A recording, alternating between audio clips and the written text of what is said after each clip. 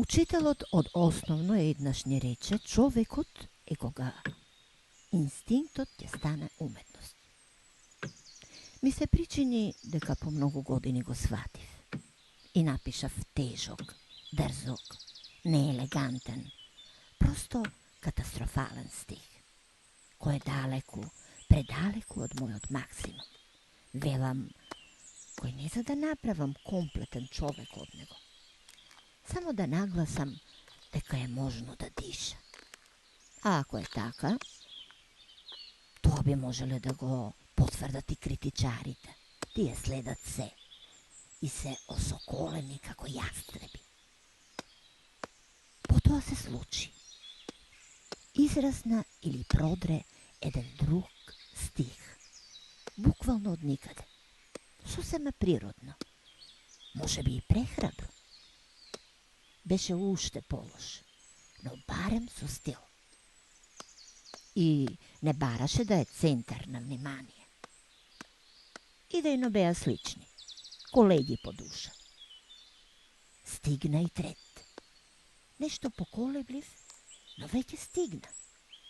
И не икеше да се види тоа.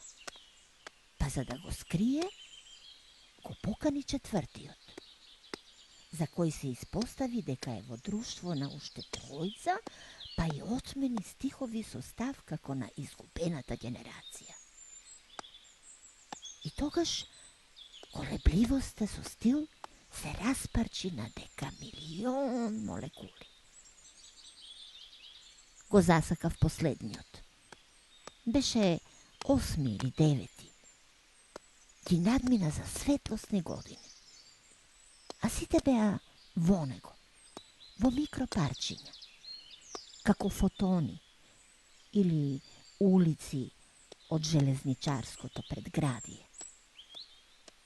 Го прашав за име. Рече се викал Старост.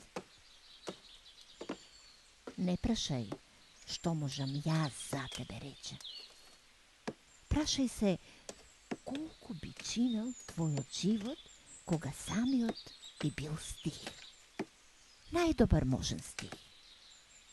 Например, во вторник попладне, во 3, на 300 чекори од железничката и на 30 од породилиштето, од каде верват полуправи.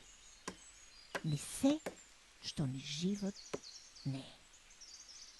Не на комплетни луѓе и на книгите со кои спијам, рече. И листовите им се бели кога сонот е далеку, предалеку од мене.